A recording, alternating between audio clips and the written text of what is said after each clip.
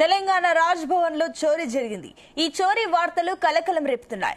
రాజ్ భవన్ మొదటి అంతస్తులో సుదర్శ భవన్ గది నుంచి 4 హార్డ్ డిస్కులు చోరీ చేసినట్లు తెలుస్తుంది. హెల్మెట్ ధరించిన వ్యక్తి చోరీ చేసినట్లు తెలుస్తుంది.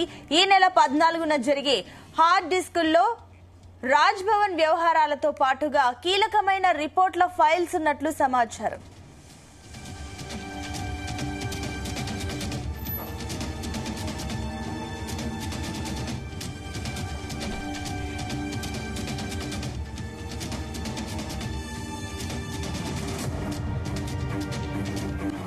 తెలంగాణ రాజ్ భవన్ లో భారీ చోరీ జరిగినట్టు తెలుస్తుంది. దీనికి సంబంధించి మరిన్ని డీటెయిల్స్ మా క్రైమ్ బ్యూరో చీఫ్ రవితేజ అందిస్తారు. రవితేజ, ఏంటి దీనికి సంబంధించిన డీటెయిల్స్? హై సెక్యూరిటీ నడుమ ఉండేటువంటి తెలంగాణ రాజ్ భవన్ లోనే ఈ చోరీ జరగడం ఒక్కసారిగా కలకలం రేపుతా ఉంది. రాజ్ భవన్ లోపటి బిల్డింగ్ లో మొత్తం 4 హార్డ్ డిస్కులు మాయమైనట్టుగా తెలుస్తా ఉంది. సుధర్మ భవన్ లో 4 హార్డ్ డిస్కులు కనిపించట్లేదంటూ కూడా సెక్యూరిటీ సిబ్బంది గుర్తించి పంజాగుట్ట పోలీసులకు ఈ కంప్లైంట్ అందజేసినట్టుగా సమాచారం అందుతుంది. సుధర్మ భవన్ లోని మొదటి అంతస్తుకి ఒక దుండగుడు హెల్మెట్ ధరించుకొని లోపలికి వెళ్లినట్టుగా కూడా సెక్యూరిటీ సిబ్బంది గుర్తించారు. అది సీసీటీవీ ఫుటేజ్ ద్వారానే అన్ని వైపుల నుంచి సర్చ్ చేసినప్పుడు రాజ్ భవన్ లోకి ఓ గుర్తు తెలియని దుండగుడు హెల్మెట్ ధరించుకొని లోపలికి వచ్చి ఈ సుధర్మ భవన్ ఫస్ట్ ఫ్లోర్ లో 4 హార్డ్ డిస్కులు ఎత్తుకెళ్లాడు అనేది కూడా అనుమానం వ్యక్తం చేస్తూ రాజ్ భవన్ సిబ్బంది పంజాగుట్ట పోలీస్ స్టేషన్ లో ఈ కంప్లైంట్ రిజిస్టర్ చేసినట్టుగా తెలుస్తోంది. ఈ నెల 14వ తేదీన ఈ చోరీ జరిగినట్టు కూడా రాజ్ భవన్ సిబ్బంది గుర్తించారు. ఆలస్యంగా జరిగినప్పటికీ ఈ హార్డ్ డిస్కులు కనిపించకపోవడము, దాంట్లో ఒక సస్పెక్ట్ హెల్మెట్ ధరించుకొని లోపలికి రావాలని చూస్తూ ఉంటుంటే ఏదో ప్లానింగ్ ప్రకారంగా రాజ్ భవన్ లోపలికి ఎంటర్ అయ్యి ఉంటాడంటూ కూడా భద్రతా సిబ్బంది గుర్తించి ఇమీడియట్ గా పంజాగుట్ట పోలీసులకు సమాచారం ఇవ్వడము, పంజాగుట్ట పోలీసులు అక్కడికి చేరుకుని ఏ వైపు నుంచి వచ్చాడు, ఏ ఉద్దేశంతో వచ్చాడు, ఈ హార్డ్ డిస్క్ లో అంత కీలకమైనటువంటి సమాచారం ఏముంది, ఈ వ్యవహారానికి సంబంధించి మొత్తం రాజ్ భవన్ వ్యవహారాలు కీలకమైనటువంటి రిపోర్ట్ ఫైల్స్ అన్ని కూడా ఈ ఫస్ట్ ఫ్లోర్ లో ఉన్నటువంటి సుధర్మ భవన్ లోనే వీటిని సేవ్ చేస్తూ ఉంటారనేది కూడా సెక్యూరిటీ సిబ్బంది గుర్తించింది.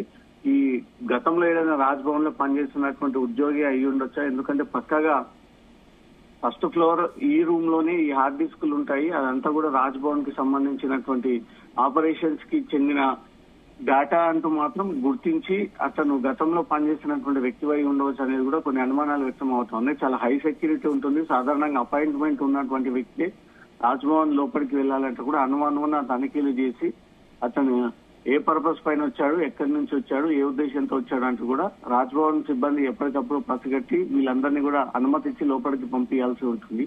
ఇంత హై సెక్యూరిటీ ఉన్నటువంటి ఏరియాలో గవర్నర్ ఉన్నటువంటి ఈ ప్రాంతంలో ఒక దుండగుడు వేరే ప్రాంతం నుంచి ప్రవేశించి హెల్మెట్ ధరించుకొని ఫస్ట్ ఫ్లోర్ వరకు చేరుకొని ఫస్ట్ ఫ్లోర్ లో ఉన్నటువంటి సిస్టమ్ ని ఆపరేట్ చేసి దాంట్లో ఉన్నటువంటి 4 హార్డ్ డిస్కులని దొంగిలించి వెళ్లాడంటే ఖచ్చితంగా గతంలో అతను అక్కడ పనిచేసి వ్యక్తి అయి ఉండాలి, లేదా తనకు సంబంధించినటువంటి చరిత్ర ఏదైనా హార్డ్ డిస్క్ లో ఉండడం కారణంగా తనకు ఏదైనా ప్రమాదం జరుగుతుందని భావించి ఈ హార్డ్ డిస్కులు దొంగిలించి ఉండాలని ఒక కోణంలో మాత్రం పోలీసులు విచారణ చెప్తా ఉన్నారు. ఒకవేళ దొంగతనానికి వచ్చినట్టయితే విలువైనటువంటి వస్తువులు లేదా పత్రాలని తీసుకెళ్లాలి, కానీ పక్కాగా ఆ రూమ్ లోకి వచ్చి హార్డ్ డిస్కులు ఎత్తుకెళ్లాడు అంటే ఆ రాజ్ భవన్ కార్యాలయానికి ఈ దొంగకు ఏదో ఇంటర్నల్ లింక్ ఉండవచ్చు అనేది మాత్రం పోలీసులు ఈ కోణంలోనే దర్యాప్తు చేపడతా ఉన్నారు.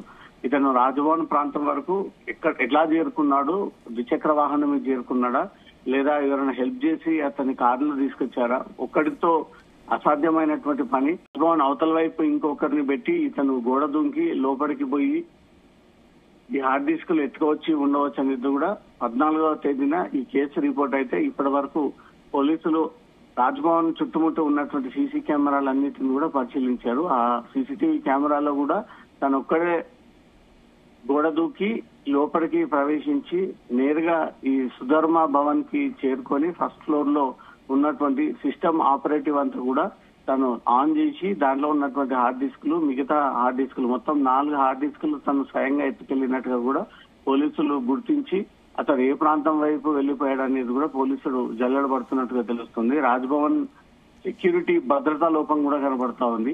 24 గంటల పాటు టైట్ సెక్యూరిటీ ఉండాలి. గవర్నర్ కుటుంబం ఉండేటువంటి ప్రాంతం.